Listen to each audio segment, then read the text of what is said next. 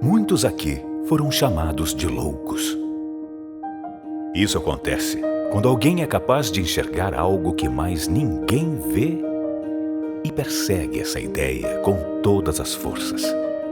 Cada um de vocês sonhou alto e estava disposto a começar de baixo para alcançar um objetivo maior. Aqui tem gente que abriu mão de ser vice-presidente em uma multinacional, que abdicou da estabilidade do serviço público. Tem gente que começou do zero, que largou tudo. Aqui tem gente que fracassou uma vez, fracassou duas, fracassou três e não desistiu até alcançar o sucesso. Para muitos, escolher o caminho mais difícil é coisa de quem tem um parafuso a menos. Mas o que eles chamam de loucura, a gente chama de propósito. Vocês estão aqui porque o seu propósito se tornou muito maior do que uma empresa, do que o sucesso, prestígio, fama ou conta bancária. Vocês estão aqui porque o Brasil e o mundo precisam de pessoas que levantem a bandeira do empreendedorismo em todas as suas vertentes, sem amarras políticas ou qualquer tipo de preconceito. Vocês estão aqui para serem um motor de uma nova era e guiarem as próximas gerações. Vocês estão aqui para serem chamados de loucos. Mais uma vez. Bem-vindos ao êxito.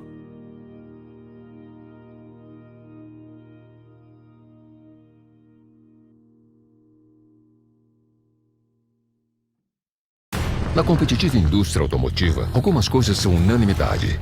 O design italiano, a mecânica alemã, a eficiência japonesa, o conforto americano, a inovação coreana e a energia? Essa tinha que ser brasileira. Moura, a bateria original de 9 dos 10 carros mais vendidos no Brasil. Precisou de bateria? Moura.com.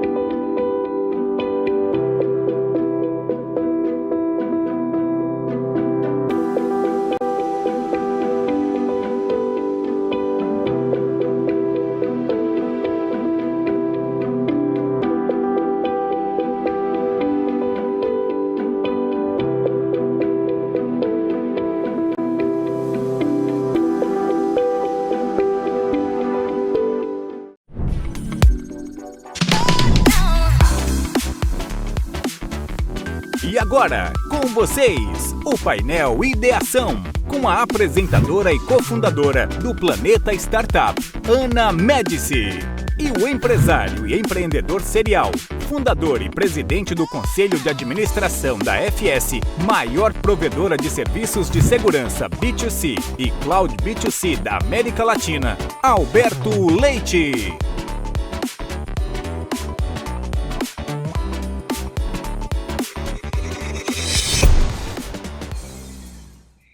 Olá, pessoal. Bom, é um grande prazer estar participando aqui do Summit Êxito 2021. E hoje eu, Ana Luísa Médici, e o Alberto de Faria Jerônimo Leite, vamos falar sobre ideação, negócios inovadores, muita coisa bacana para a gente estar passando aí para vocês. E eu começo aí com o Alberto, queria que ele se apresentasse e contasse um pouquinho aí da carreira dele, da história dele como empreendedor. Olá, Ana. Olá a todos. Prazer estar aqui com vocês. Olha, eu me defino como empreendedor, apaixonado pelo que eu faço, adoro o tema que nós vamos discutir aqui. Aliás, eu acho que parte da minha vida foi feita de tentativas, ora com sucesso, ora não, de ideias inovadoras. E eu acho que isso vai ser um prazer enorme compartilhar com todos vocês. Espero que o painel possa trazer a todos um grandíssimo novo conhecimento e que a gente possa, de fato, contribuir com toda a audiência naquilo que foi importante para cada um. Legal. Alberto, se me permitir, eu queria apresentar aí você, né? Você é fundador e presidente do Conselho de Administração da FIS, maior provedora de serviços de segurança B2C, Cloud e B2C da América Latina. Você também é presidente do Conselho de Administração da SupportCom, uma empresa de tecnologia líder no setor, e é sócio principal do Fundo Insights, investimentos com forte investimento na economia real e em startups. Quer dizer, você também está muito envolvido com esse mercado aí de startups e de inovação. Há quanto tempo você está aí nesse mercado? Olha, eu estou bastante envolvido, sim. Isso é uma coisa que eu adoro fazer, porque investir em startups, estar dentro desse ecossistema, além do retorno financeiro que, como fundo de investimento, nós buscamos, é um prazer enorme poder compartilhar, discutir, elaborar, desenvolver novas ideias, novos projetos, etc. Eu estou nisso há um longo tempo. Eu acho que a própria FS, quando fundei em 2009, era o que é hoje uma startup. Hoje já é uma empresa mais madura.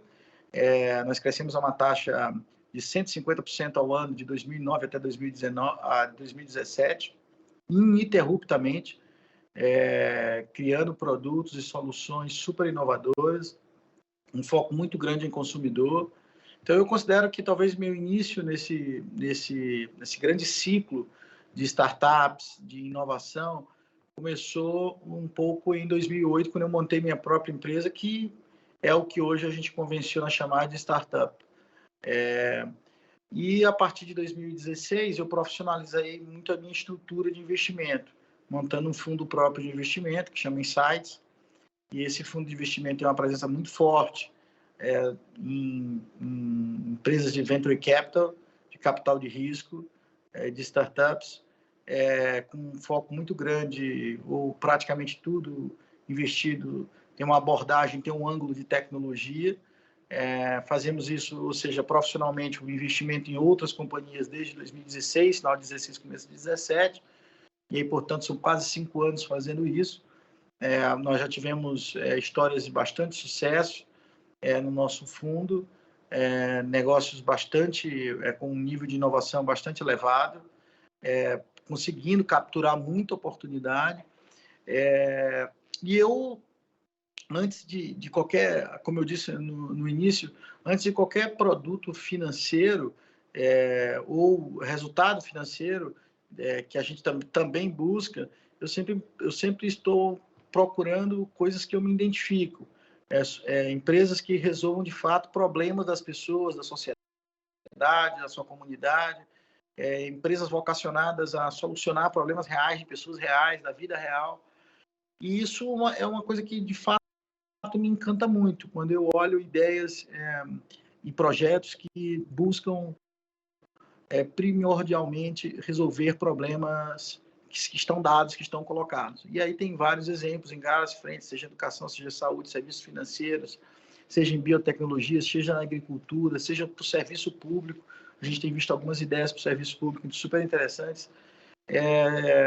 E isso é uma coisa que realmente eu tenho um fascínio muito grande, e não só desenvolver e participar, mas como estar aqui nesse evento para contar um pouco e assim poder também estimular outras pessoas a não só empreender, como participar desse ecossistema. Acho que o momento é super bacana para o Brasil, falando de Brasil especificamente nesse universo, porque é um momento em que você tem uma formação muito grande de novos empreendedores, e já tem empreendedores de segunda, terceira geração, ou seja, aqueles que já tiveram o primeiro negócio, de sucesso ou não, mas já estão no seu segundo negócio ou terceiro negócio, o que melhora muito a qualidade.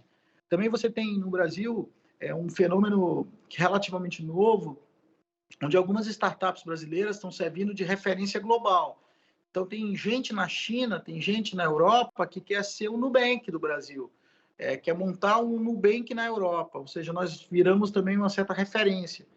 E isso acaba trazendo também para o ecossistema líderes que as pessoas se inspiram nesses líderes pelo resultado que eles trouxeram, pelas empresas que criaram. Então, isso, por tudo isto, pela chegada de muito capital, você tem muitos fundos enormes chegando no Brasil, investindo em etapas iniciais da indústria, ou seja, no seed money, no capital inicial, capital semente, no Series A, no Series B, quer dizer, etapas iniciais onde a companhia ainda está testando seus produtos, sua lógica de negócio, tamanho de mercado, está em busca de escalar o seu negócio.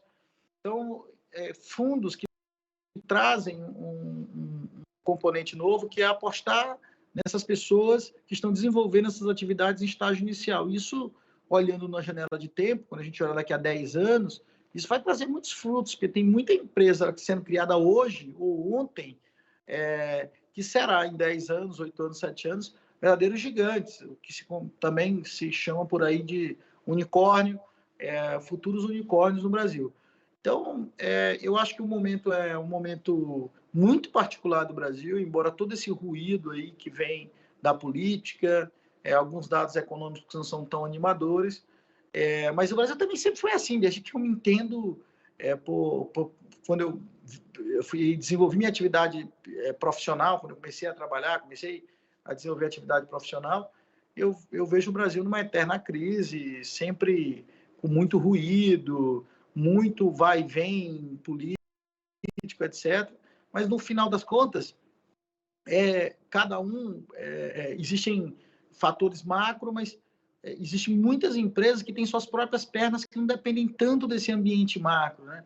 E aí, eu acho que o momento, de novo, eu acho que quando você pega um corte e estabelece de 2020 para cá, eu acho que o mercado nunca teve tão aquecido para novos empreendedores, para novas ideias, com abundância de capital, com a quantidade de fundos participando dessa jornada, o volume de dinheiro que esses fundos trazem, a qualidade dos empreendedores, o Brasil também dando exemplo, como eu disse anteriormente, para muitos mercados aqui tendo empresas que estão se tornando empresas globais, como referências globais.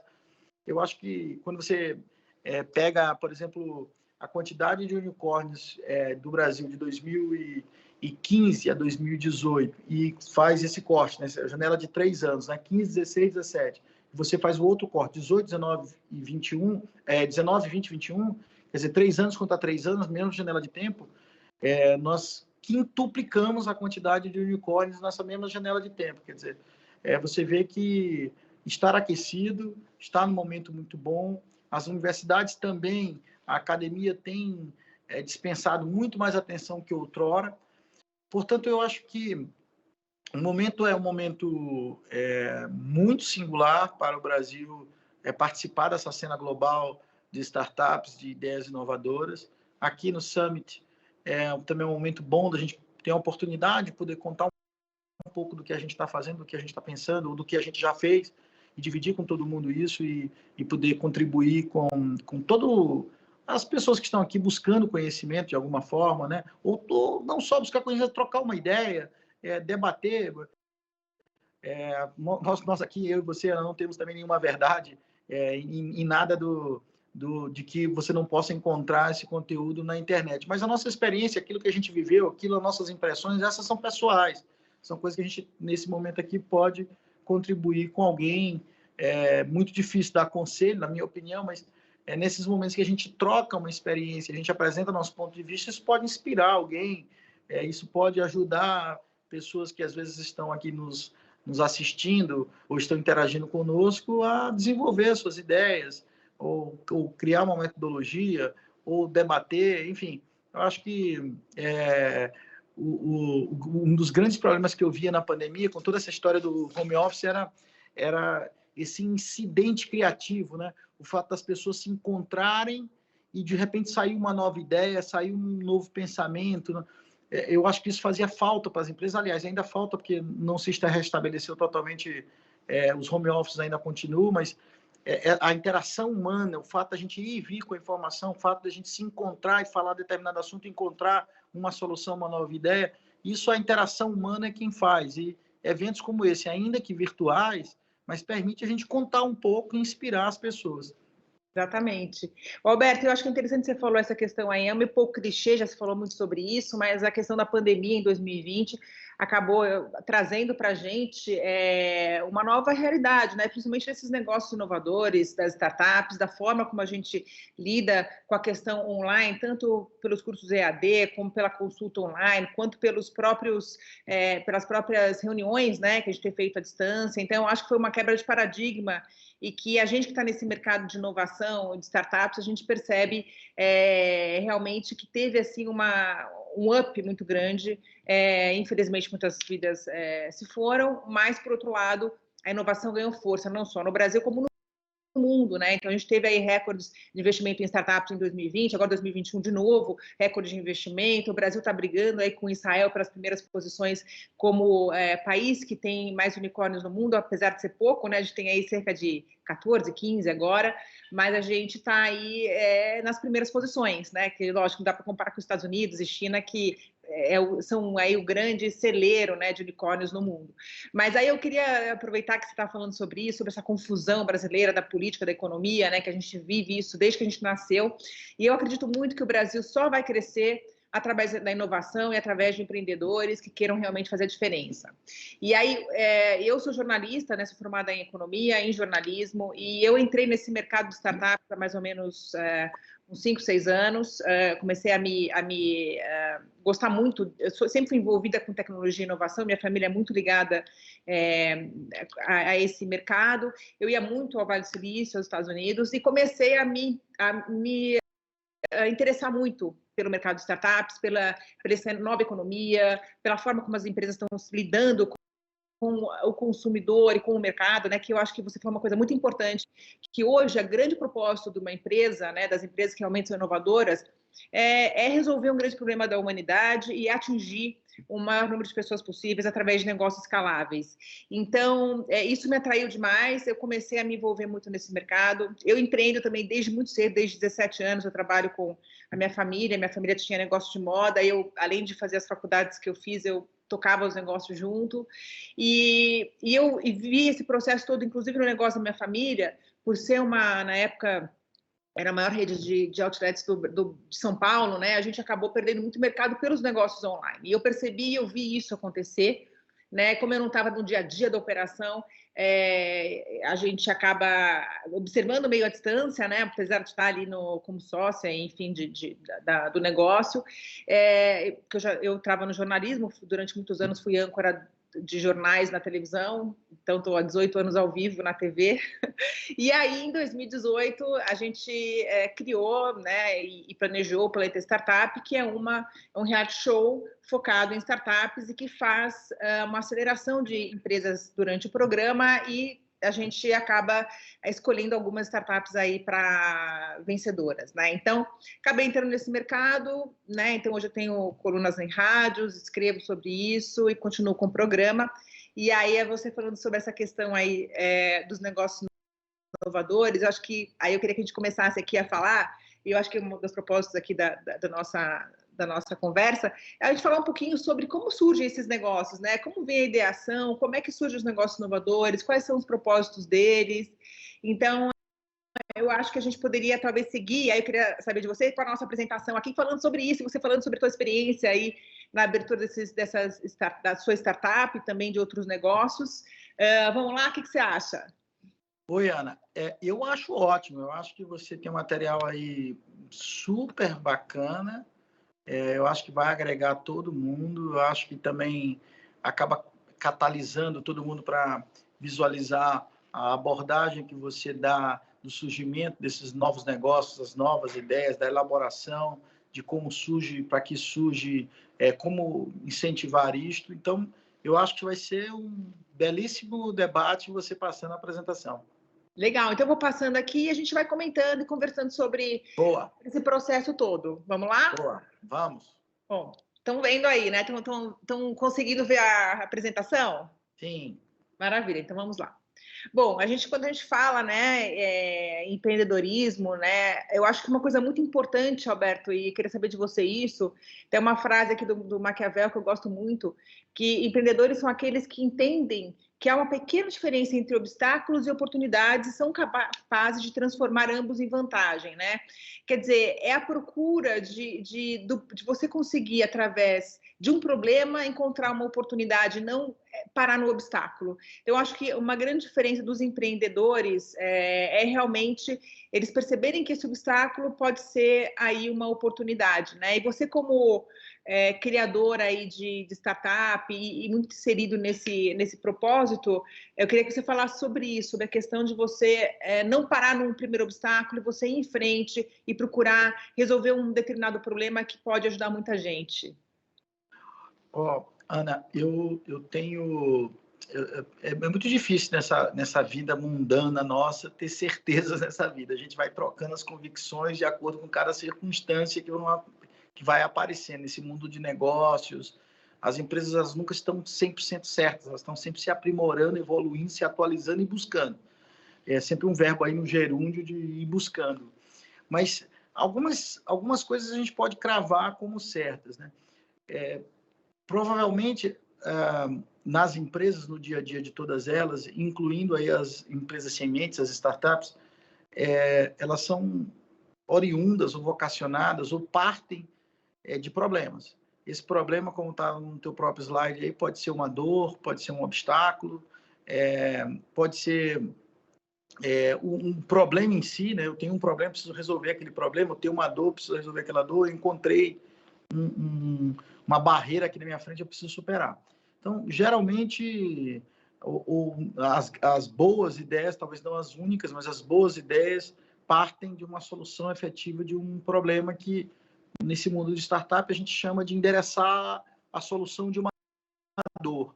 Existe uma dor que, às vezes, é um processo que está muito longo, é um processo que está muito lento, às vezes é um tipo de produto que otimiza, melhora a vida das pessoas, às vezes é um serviço que torna mais prático, dar mais mobilidade à vida das pessoas ou das empresas.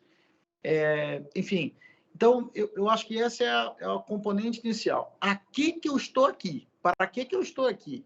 Eu estou aqui para resolver um problema. Se não tem esse componente numa ideia, numa startup, provavelmente você vai distracionar muito, porque se você não endereça um problema de verdade, você vai ficar tentando toda hora pegar milhões de coisas para ir adaptando ao seu negócio. Você não concentra, você não foca, você não termina. Eu estou aqui para resolver isto, e só vou parar quando eu conseguir resolver efetivamente. Então, quando você tem essa ideia muito bem traçada, esse objetivo muito bem estabelecido e a dor bem desenhada, você está pronto para a etapa 1, que é eu tenho uma tese. Obviamente, agora vamos ver se a gente tem capacidade de produto para resolver este problema. Depois a gente vai para uma nova etapa, que é este produto resolve o problema, mas o mercado endereçável é grande o suficiente para justificar uma empresa só para ter este produto? Se sim, agora vamos para ver se nosso produto é capaz de escalar. Resolveu o produto, resolveu o mercado endereçável, resolveu o problema da escala, aí você realmente começa a ir para uma fase de conseguir executar o seu plano e capturar a beleza do crescimento desse negócio. E aí, voltando a uma questão que você muito bem colocou, eu vou falar aqui para vocês que em 100% dos meus investimentos, 100% deles, os negócios em que eu investi não são os negócios de agora. Ou seja, os negócios modificaram ao longo do tempo. Então, aquilo que foi me apresentado no momento inicial que eu investi não é exatamente aquilo que está agora. E o que isso significa na prática? Significa que as empresas foram capazes de se transformar, foram capazes de capturar novas oportunidades, foram capazes de se reinventar. E aí, o que está por trás disso tudo? Ninguém se reinventa, ninguém captura coisas novas, ninguém se modifica se não tiver muita resiliência. Porque, de fato, empreender é igual a resiliência. Seria um risco muito grande para qualquer um desassociar o empreendedorismo da resiliência.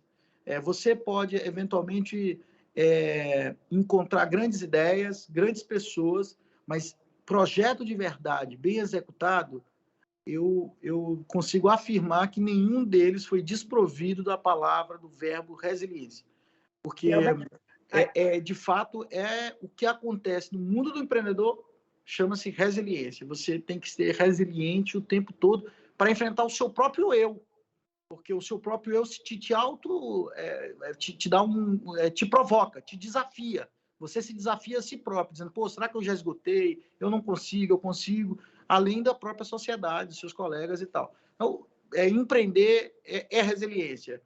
Não é só isso, mas também é isso. Desculpa, Ana, eu te interrompi. Imagina, eu que te interrompi. Não, é importante você falar sobre isso, porque eu acho que um dos fatores, né, que a gente olha muito quando vai investir numa startup é realmente em relação ao time. E quando a gente percebe que o time tem fundadores, que eles são resilientes e que eles pivotam o negócio, estão dispostos a pivotar, né, o negócio a qualquer momento, você percebe que é uma solução, é um negócio que ele pode evoluir. Né? Então, isso é muito importante, não ficar naquela paixão pela solução e sim pelo problema, né? Que aí você resolve esse problema através dos seus clientes, através do que o mercado está demandando. Então, é o que você falou, e isso vem muito da resiliência, de você entender que o teu negócio ele pode ter falhas e que sim, você pode ter que mudá-lo, né, para ele ir para um outro caminho. Então, isso eu acho muito importante no mercado de startups. Quando a gente vai investir, a gente olha muito realmente nesse time, nessa empresa, como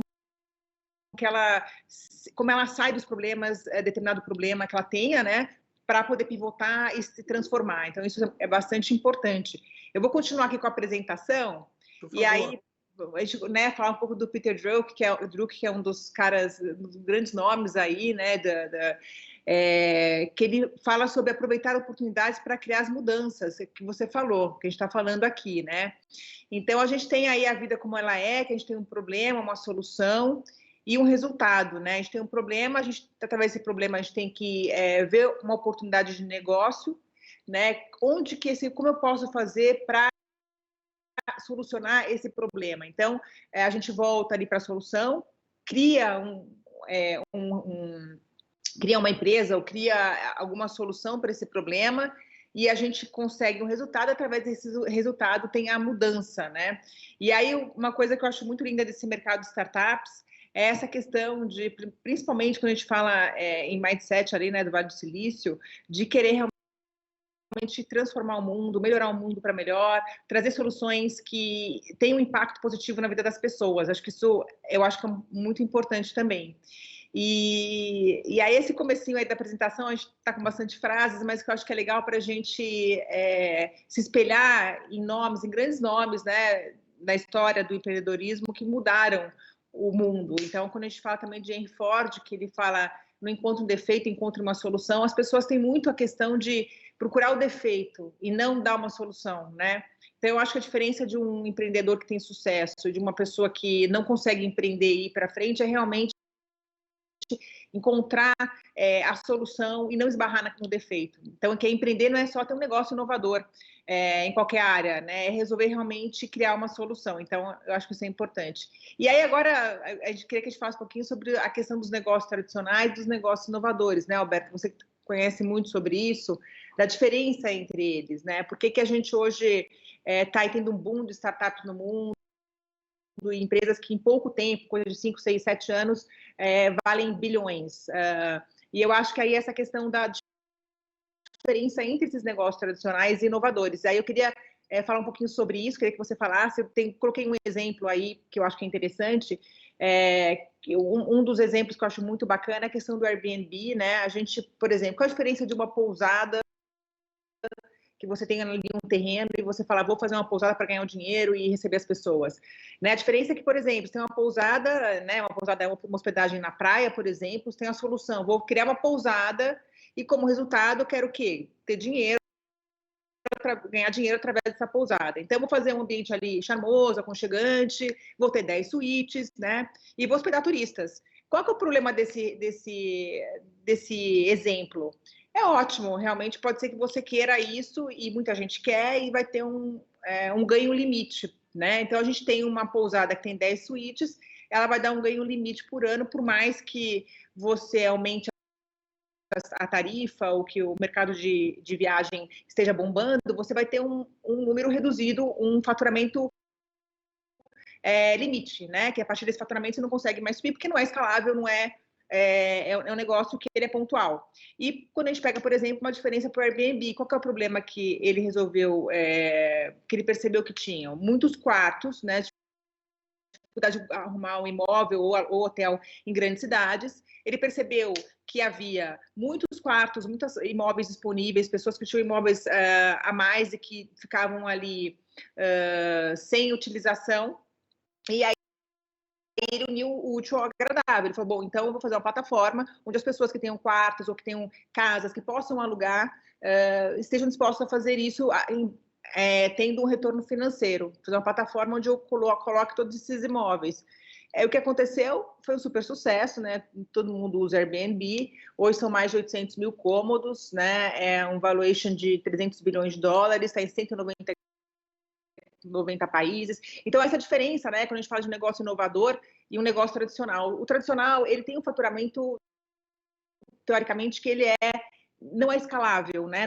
Não cresce de uma forma escalável e inovadora. E o negócio, quando ele é inovador, ele usa a base tecnológica, ele tem essas tecnologias exponenciais, ele acaba conseguindo escalonar, né, de uma forma muito mais rápida. Então, eu acho que essa diferença é fundamental aí entre os negócios, né, Alberto? Sem dúvida. Assina embaixo em tudo que você comentou. Quando a gente faz faculdade, eu fiz faculdade de administração, e estudei teoria econômica. Na teoria econômica diz que a economia é a administração de riquezas escassas, né? A escassez que é a disciplina de estudar a economia. Isso vale muito para a economia, essa física, né? Usando o teu próprio exemplo da pousada, né? Então, é um terreno que você coloca X quartos, uma piscina, uma cozinha, X banheiros. Enfim, é escasso e ele cria sobre aquilo, sobre aquele terreno, aquele prédio com X quartos, X banheiros, uma cozinha, blá, blá, blá. Mas é tudo limitado, tudo escasso, tudo limitado. No mundo digital, essa lógica não é verdadeira, porque o recurso não é escasso, o recurso é infinito. Então, a beleza da exponencialidade, de você poder escalar isso, ter esse efeito de escala, e secundariamente ter um network effect, o efeito da rede, ou um flywheel effect, né, o efeito da roda gigante, né, que é uma das belezas desse negócio de tecnologia, né? Você fazer one-to-many, né, um para muitos. Então, você, ao invés de construir uma pousada, você construi uma aplicação, uma solução, um app, no caso, com uma plataforma por trás, em que todas as pousadas podem se cadastrar. E qual o problema que eu estou resolvendo?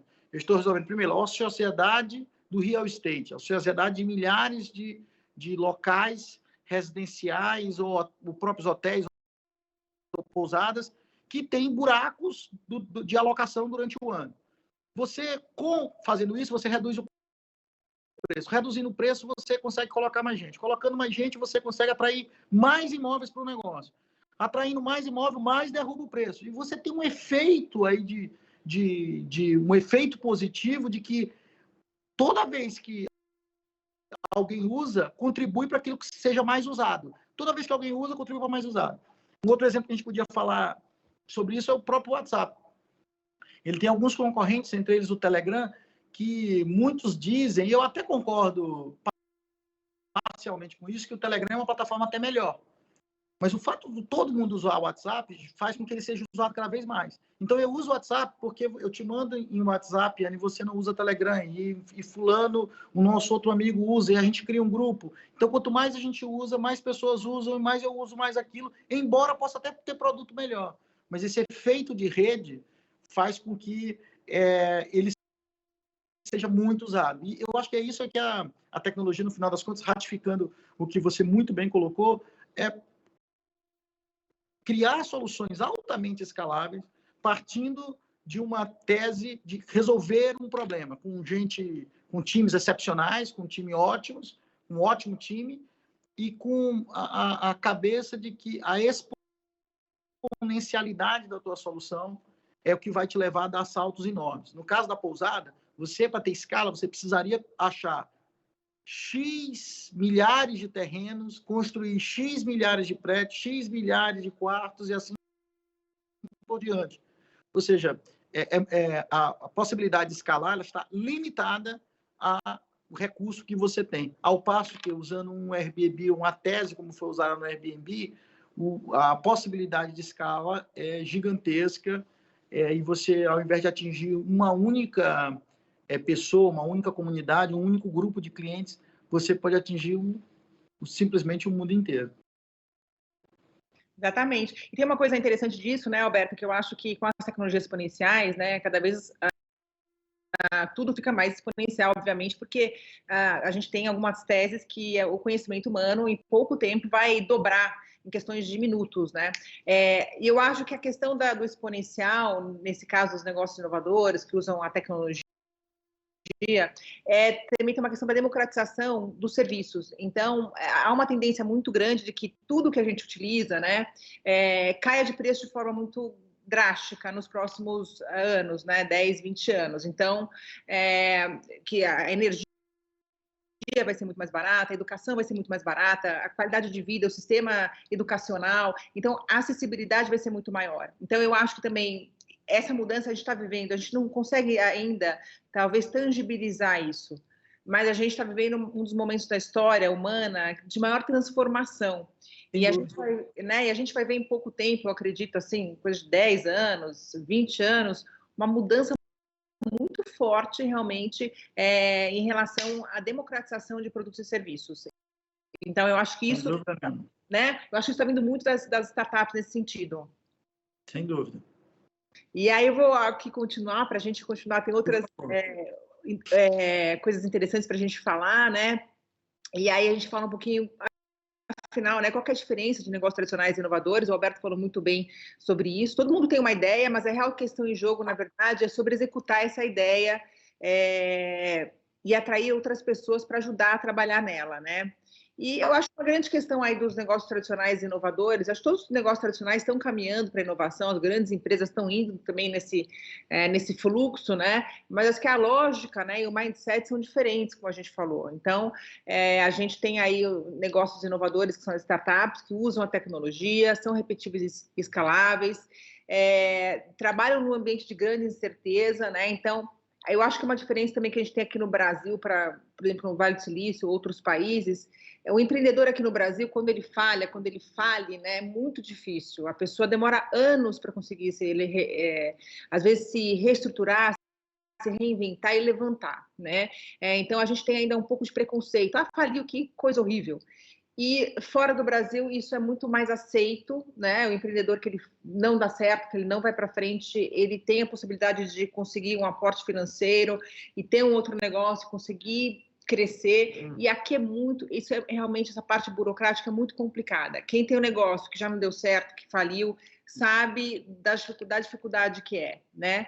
Então, acho que essa diferença também, essa mudança de paradigma, né? Eu acho que é muito importante para que negócios inovadores e empreendedores que tenham realmente garra, né, e consigam dar certo. Então, a gente tem aí o exemplo do Elon Musk, né, que deu errado em várias empresas, quase faliu, uma época tinha dificuldade até para ir pagar a escola das crianças, né, e não faz muito tempo.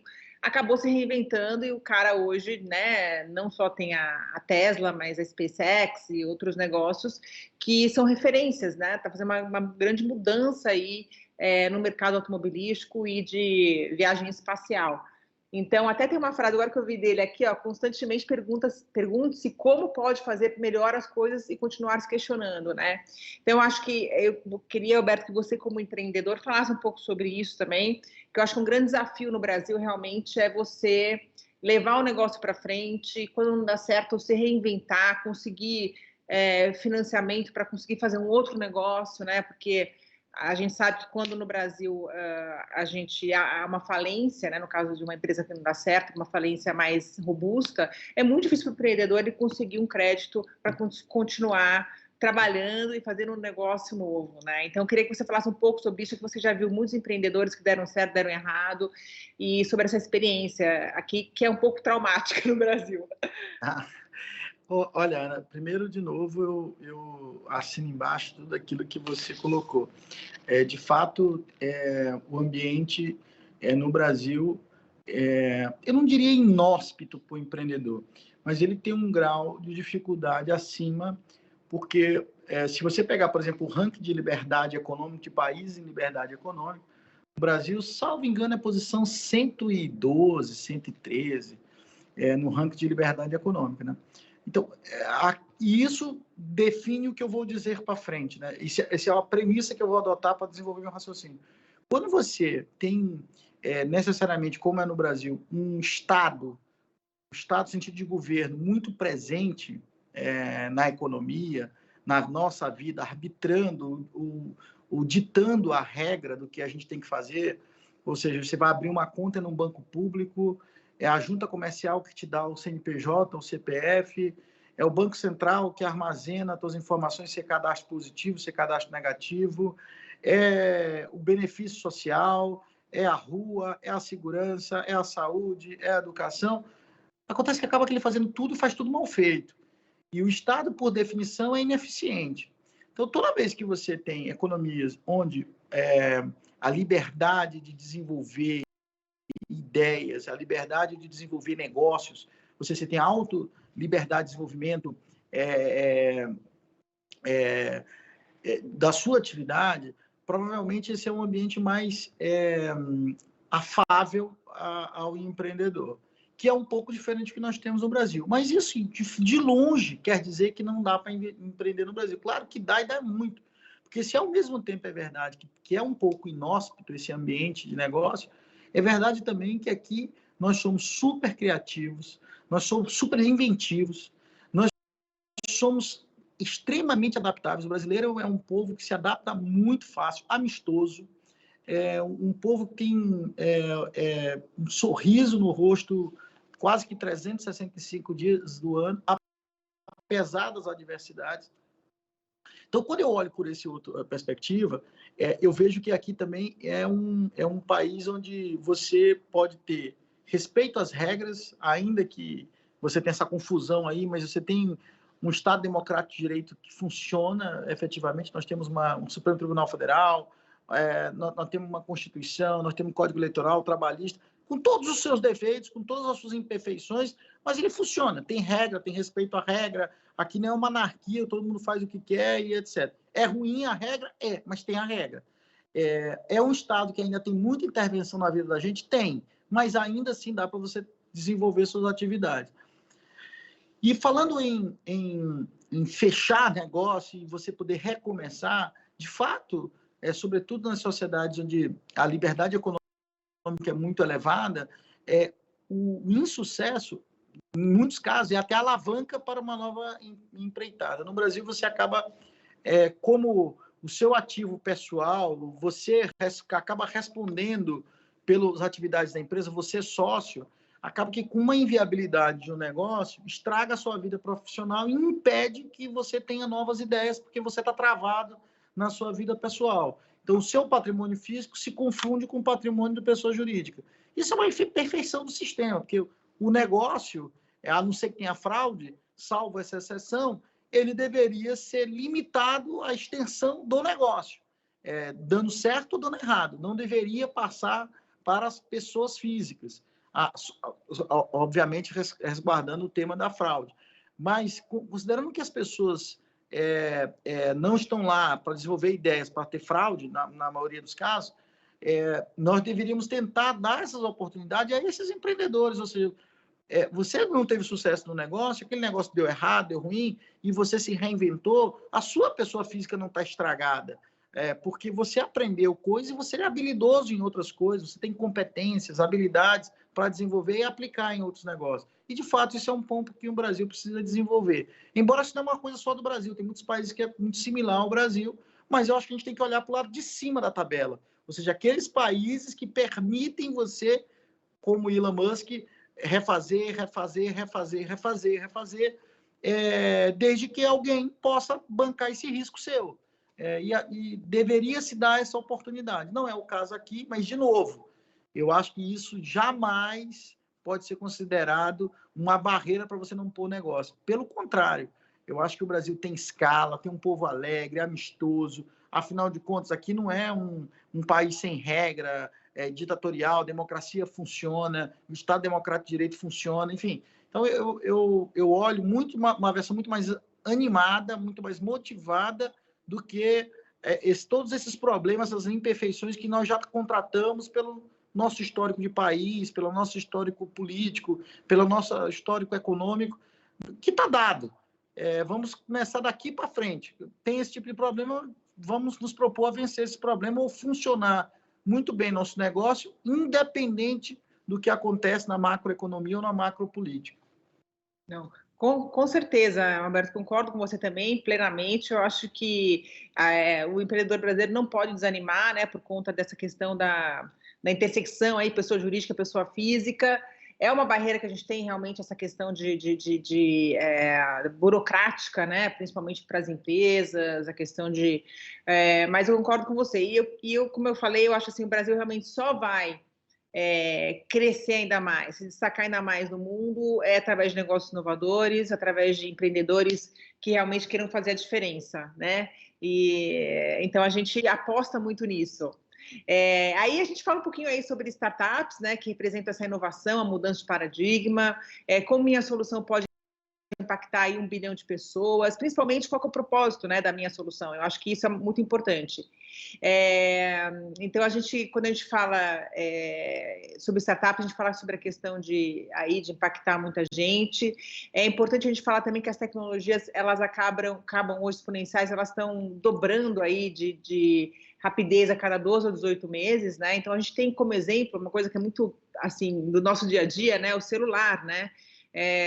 Desde que o celular foi lançado até hoje, né? Desde que o primeiro aparelho foi lançado até hoje, ele já é 1 milhão de vezes mais barato, e ele hoje é 1000 vezes mais rápido que um supercomputador dos anos 70. Então, para a gente ver como as tecnologias, elas são rápidas, são exponenciais, e cada vez mais a gente vai perceber essas mudanças aí do nosso dia a dia, né, da inovação e tudo mais. Então, eu acho que isso é importante. E quando a gente fala das tecnologias exponenciais, tem alguns exemplos que muita gente fala, né, que é computação nas nuvens, inteligência artificial, né, internet das coisas, impressoras 3D, biologia sintética, realidade virtual, blockchain. Eu acho que isso vai fazer cada vez mais parte do nosso dia a dia, esses termos vão estar cada vez mais na nossa conversa, né, e a gente vai ter que realmente se adequar a isso de uma forma rápida. Então, uma das coisas que me chamou muita atenção, Alberto, quando eu falo, estudo sobre isso, converso com pessoas, essas mudanças que estão atingindo o nosso dia a dia. Então, não só o nosso dia a dia, facilitando o nosso dia a dia, mas também mudando, né, a perspectiva profissional que a gente tem. Então, as profissões estão mudando, elas estão se transformando, as profissões técnicas cada vez mais vão perder espaço para a inteligência artificial. Então, acredito muito que as profissões ligadas à criatividade, à inovação, ao mindset positivo, né, ao trabalho em equipe, vai estar cada vez mais forte. Então, é importante, assim, que as pessoas, né, que estejam aí nos assistindo, percebam, assim, qual que é o nicho de mercado delas, o que está mudando aí no meu nicho, na minha profissão, o que está vindo, né, de inovação, de tecnologia, que pode me afetar, e como eu posso utilizar isso para crescer ainda mais profissionalmente. Acho que isso é muito importante, não só para empresas, quanto também para o dia a dia das pessoas, né? Você que vive muito isso também, eu acho que você percebe essas mudanças profissionais e também de negócios. Sem dúvida. Olha, eu sempre olho a tecnologia assim, em várias perspectivas. Uma delas é sobre ela enquanto ferramenta, porque a razão de ter as coisas é uma razão humana. Então, nós nos relacionamos, nós tentamos nos aproximar um dos outros desde que o homem é homem. A tecnologia de uma rede social, por exemplo, o efeito da comunidade, ela só veio aproximar. Era muito difícil eu, por exemplo, gostar de carros e conversar ou discutir sobre carros com alguém que estivesse na Coreia do Sul há 30 anos atrás. Entretanto, hoje, isso é muito facilitado. Estou falando uma obviedade. Mas o aspecto que eu queria abordar é enquanto ferramenta, que uma coisa é a razão humana, outra coisa é a ferramenta tecnológica. Então, quando você diz que você vai, sei lá, qual foi a primeira rede social do planeta, por exemplo? Talvez tenha sido um bar, o botequim do lado. Não sei, mas talvez sim. Foi a primeira vez que alguém se reuniu em espécie de confraria para falar de assuntos iguais, de interesses iguais, vai. pessoas que comungam da mesma ideia, mas e como escalar isso? Aí vem a beleza da ferramenta. Eu acho que isso é uma forma de olhar toda essa quantidade de ferramenta, seja o cloud, seja a impressora 3D, que eu acho que vai ter um papel enorme nas indústrias, na prototipação das coisas. Provavelmente a impressora 3D vai estar muito presente, diminuir muito o tempo de P&D, o tempo de você fazer moldes nas indústrias. As indústrias têm muito molde, né? Molde para cortar, acertar, é o plástico, é o vidro, é a cerâmica. Hoje, isso dá muito trabalho, fazer esses moldes, esses formatos. É muito complexo fazer o deploy disso. As impressoras 3D provavelmente trarão um encurtamento entre o que está na P&D e aquilo que é praticado de fato na indústria. O mundo da realidade virtual como ferramenta, o tipo de imersão e detalhe que você pode trazer, por exemplo, uma indústria de real estate, onde você pode levar a sensação, os ambientes, o microambiente, o detalhe do detalhe, a você que está, às vezes, quilômetros e quilômetros, dezenas de quilômetros de distância, um aparelho de celular usando realidade virtual, ou fazer um jogo em realidade virtual, ou eventualmente participar de um show, uma live, onde você faz essa imersão. E aí, quando você faz isso, o que acontece? A tecnologia pela tecnologia? Não. Você está tentando entreter pessoas, você está tentando levar acesso a produtos às pessoas, você está tentando, eventualmente, resolver um problema de uma consulta médica através de realidade virtual, você está tentando fazer produtos mais baratos e, assim, fazer as pessoas acessem mais com o uso da impressora 3D. Então, no fundo, as razões são humanas. E as ferramentas é o componente tecnológico que pode encurtar um problema humano, de uma razão humana, entre a aplicabilidade na vida real das pessoas. Então, a perspectiva que talvez eu queira contribuir na tua fala seria um pouco de que usar a ferramenta como ferramenta, ou seja, como meio, e usar sempre uma razão humana, uma motivação, uma emoção humana diante de um problema da vida das pessoas, e a tecnologia como meio. Esse, sem dúvida nenhuma, quando alguém inventou o Facebook lá, estava de olho em encurtar a relação entre as pessoas, que é uma coisa que a gente faz desde Adão e Eva, para aqueles que são católicos, apostólicos, aí, que é encurtar a relação entre as pessoas, aproximar. O que é a língua portuguesa? É uma codificação para falarmos, para nos aproximarmos. Se a gente falasse codificações diferentes, eu e você, de todos, a gente não ia conseguir se aproximar. Então, a língua portuguesa já é ou a língua inglesa, ou qualquer outra língua, já é a forma, é a ferramenta que a gente tem de nos aproximar. O que a tecnologia fez? Cara, eu posso juntar todo mundo do planeta numa única linguagem, que é a linguagem da relação humana. E a gente pode falar de qualquer coisa, sobre qualquer coisa, interagir com qualquer pessoa. Essa é a beleza do negócio. É isso mesmo, com certeza. E eu acho que você falou, as tecnologias estão aí para serem aliadas, né? Para serem e obviamente o ser humano ele se adapta a isso, né? Se adequa a isso. E como tudo na vida, né? A gente acaba se adequando. Muita gente fala, ai meu Deus, os robôs vão roubar os trabalhos né? Da manufatura, assim, do trabalhador. Eu não acredito em nada disso. Eu acho que o ser humano ele se adequa às situações e consegue através delas evoluir cada vez mais. Então, eu sou super positiva em relação à tecnologia, em relação ao futuro. Eu acho que o nosso futuro vai ser um futuro de grande prosperidade e de coisas melhores. Eu sou bem positiva realmente em relação a isso, viu, Alberto? Eu também. E aí, assim, acho que é legal a gente falar rapidinho aqui, eu acho que para quem quer criar uma startup, né, para quem quer começar um negócio, quer dizer, qual que é o modelo de negócio para você começar a tirar a ideia do papel e colocar em prática? Primeiro, que ideia no papel não vale nada, né? O que vale realmente é colocar em prática. Então a gente sabe que não adianta ficar lá pensando em ideia e não ir para frente, e muito menos guardar segredo, né? Que a gente fala, não vou contar para ninguém minha ideia que vão roubar. Eu acho que não existe isso. O que importa é a execução e como ela é executada.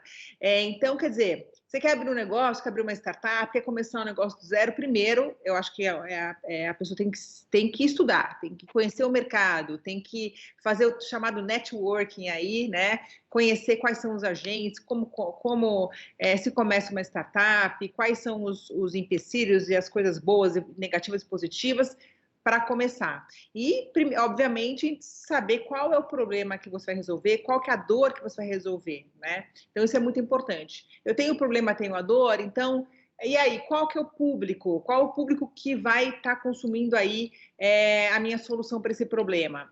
Tem mercado? Tem gente que vai estar consumindo, disposto a consumir, né? Outra, eu posso monetizar, eu posso ganhar dinheiro com isso? Como eu vou ganhar dinheiro com isso, né? Eu vou cobrar através de um aplicativo? Vou cobrar mensalmente, anualmente, vou ganhar através de marketing, como é que vai ser?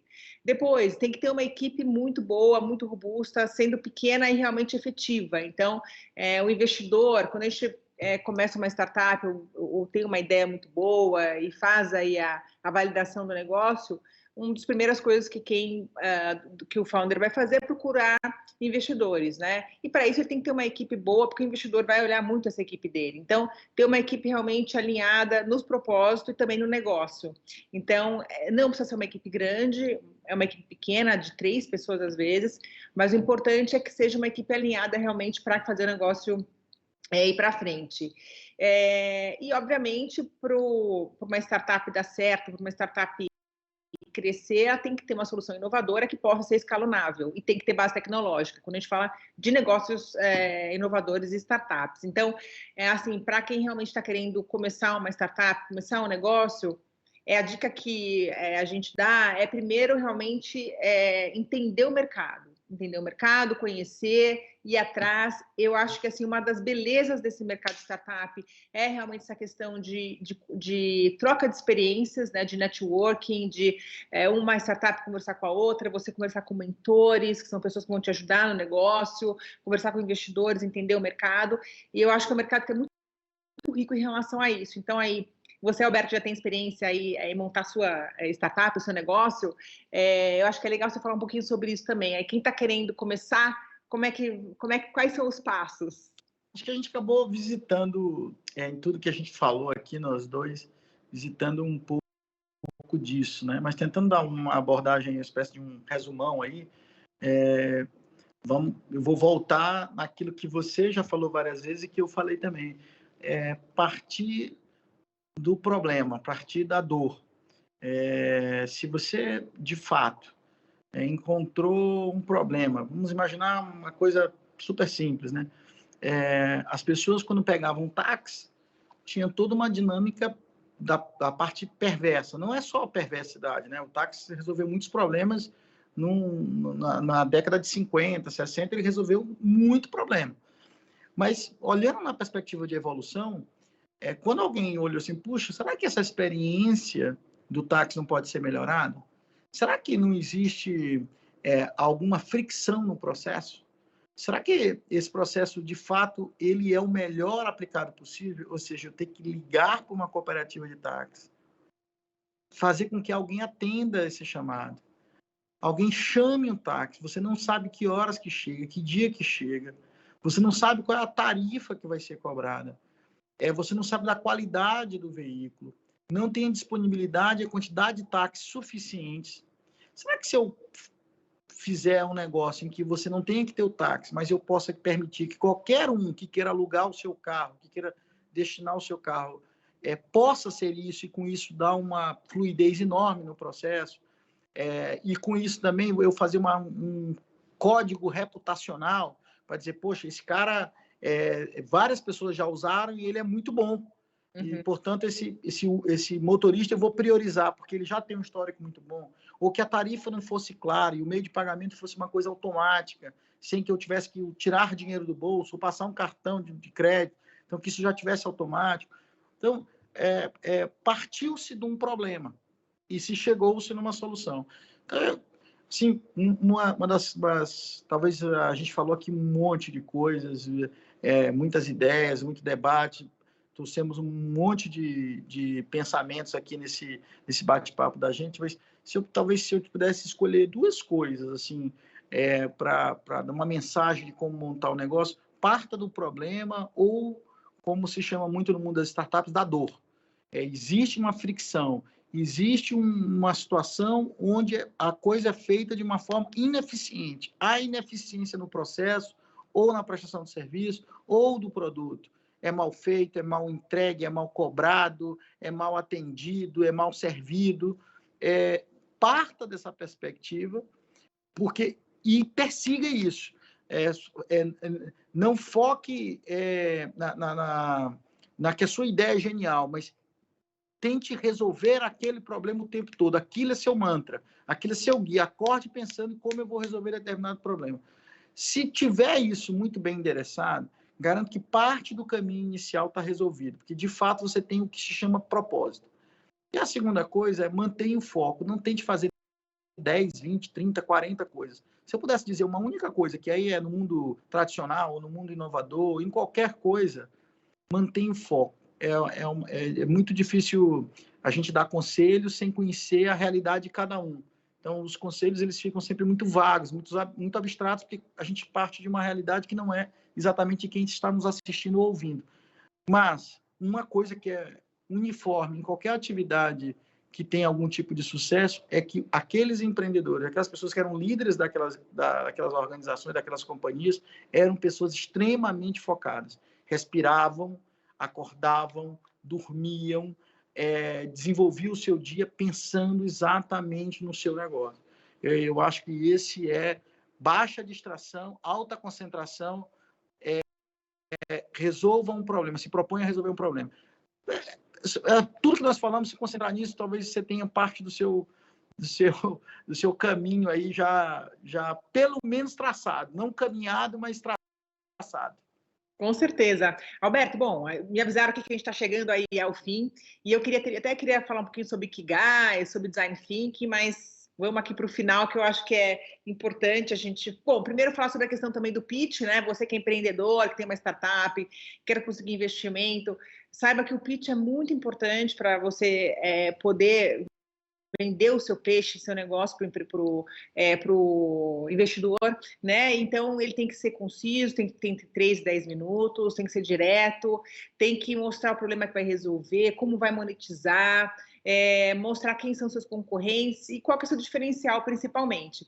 E aí, agora falando, você falou muito sobre ser resiliente, né, Alberto? Sobre você trabalhar, ter foco, trabalhar muito, né, saber que empreender não é tarefa fácil, que tem muito trabalho por trás. E eu acho que tem uma coisa por trás também que é muito importante, que é o sonho, né? A gente tem que sonhar que a gente vai conseguir fazer o que a gente quer de uma forma linda e plena, né? Então, eu gosto muito dessa frase do Steve Jobs, que fala: cada sonho que você deixa para trás é um pedaço do seu futuro que deixa de existir. Então, a gente sonhar e acreditar que vai dar certo, isso é muito importante, né? Todo empreendedor bate muito nessa tecla. E, assim, já que é para sonhar, sonha em grande, né? Sonhar grande e pequeno dá o mesmo trabalho. É uma frase clichê, mas que é verdade. Então, já que vamos sonhar, não coloca obstáculos, né? Vamos sonhar grande. Sem dúvida nenhuma. Eu vou dar até uma derivada dessa abordagem, mas ratificando que eu acho que quem não sonha não vai para lugar nenhum. Agora, também acho que um sonho sem um plano é um exercício meio vazio. Então, sonhe, mas pratique. Vá atrás. E aí eu vou deixar uma frase de um poeta do Nordeste, Adriano Suassuna, que ela diz: se eu não estiver falhando aqui com a memória, se não tiver com nenhum lapso de memória, a frase diz mais ou menos assim: o otimista é um tolo, o pessimista um chato, bom mesmo é ser um realista esperançoso. E aí eu acho que eu sou assim, sonho, mas com um grau de realismo, né? Para que aquele seu projeto, aquele seu sonho, como diz a frase do Steve Jobs aí, não seja um pedaço do seu futuro que você está deixando para trás. Você tem um sonho que é implementável, é executável, e você vai atrás dele. É isso aí, Alberto. Olha, foi um grande prazer realmente participar do Summit a Êxito com você esse ano, nesse painel. Foi muito legal. E poxa, espero que nós possamos nos encontrar pessoalmente para bater um papo aí sobre tudo isso. Ah, que bom. Tá Obrigado. Bom? Foi Obrigada, ótimo. Alberto. Prazer, um beijão a todo mundo. Prazer, até a próxima. Até a próxima. Obrigada aí para quem nos acompanhou. Até mais. Tchau. Tchau.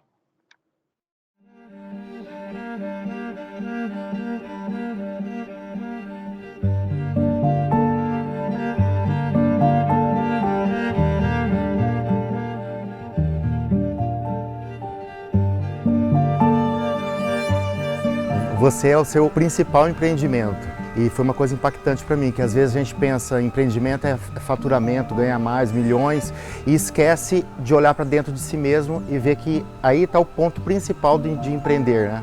Nós precisamos primeiro governar aqui dentro da gente para podermos governar fora.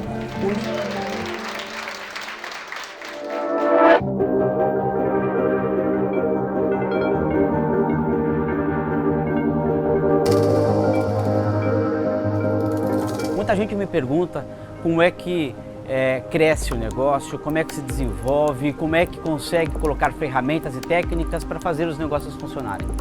E eu sempre respondo, ferramenta e técnica é parte de você fazer o seu crescimento. O que você precisa é se relacionar com pessoas competentes para te ajudar a te levar para o próximo nível.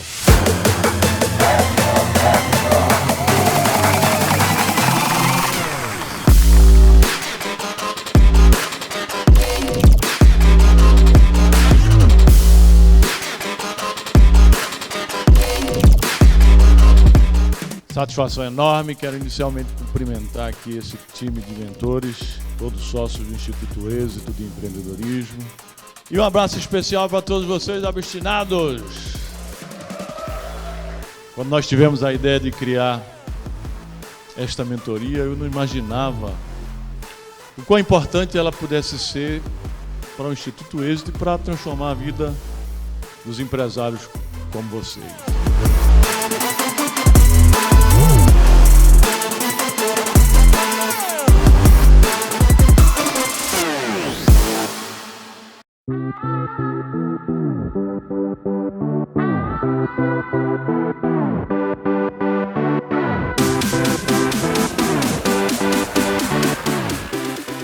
A nossa conexão ela é diretamente com as pessoas. Então a gente não só transforma os negócios dos mentorandos, a gente transforma a vida deles.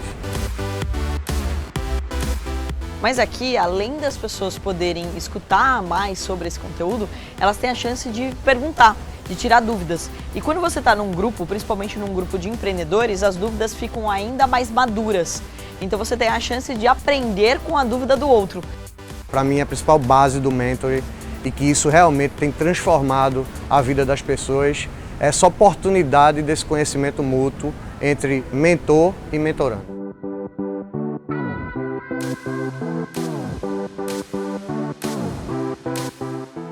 A oportunidade que está sendo entregue aqui, ela é algo que muda o jogo e toda a perspectiva de um negócio. Mas eu acho que a base disso é essa constelação de mentores que a gente tem, né? Então esse conjunto de pessoas maravilhosas levando conteúdo produtivo para os mentorandos faz com que eles tenham uma vida verdadeiramente diferente.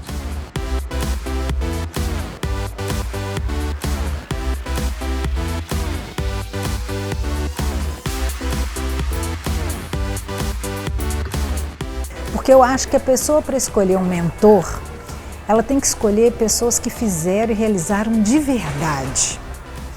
Porque o mentor ele tem um nível de influência até mesmo no subconsciente de cada mentorado.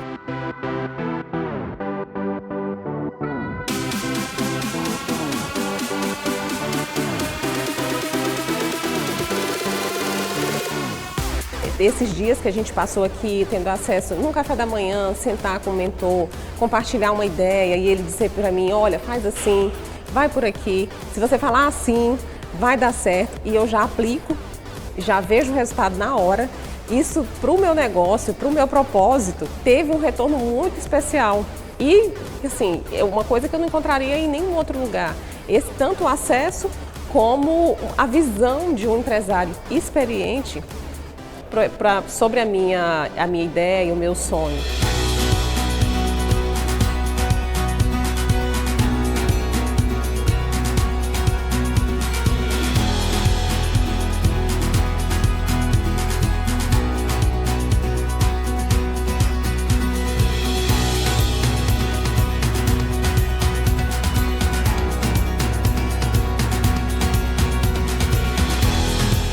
A somatória dos conhecimentos, de toda ementa, de toda estrutura, da experiência imersiva, com certeza aqui pode gerar 10 vezes mais de lucro, de resultados em qualquer negócio, em qualquer segmento.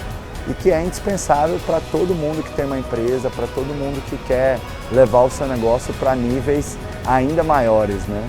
Eu, particularmente, vou sair com 3 negócios daqui, né? Então, esses 3 negócios, um deles com certeza já vai trazer mais do que o retorno do que eu investi. Então, existe um preço, of course, tudo tem um preço, né? Agora, o preço está aí, é esse. Agora, e o valor? O valor é quase que imensurável. Existe um preço, mas existe o valor. O valor é muito maior do que o preço que foi investido.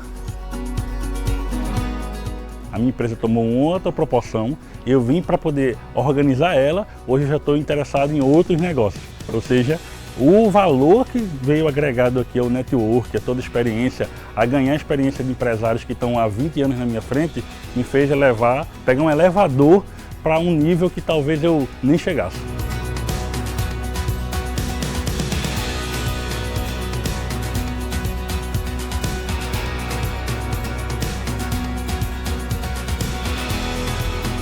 O fato de estar perto da natureza, estar num lugar paradisíaco como esse, com certeza ajuda a gente a ter uma entrega melhor nossa e dos mentores conosco, né? E se conectar ao paraíso não só como uma foto, e sim com presença real, sentir esse ar diferente. Porque vir para cá e é fuga, é férias, e não se conectar ao natural, também você está deixando escapar alguma coisa. Mas isso aqui é muito mais propício do que você estar fechado num quarto, né?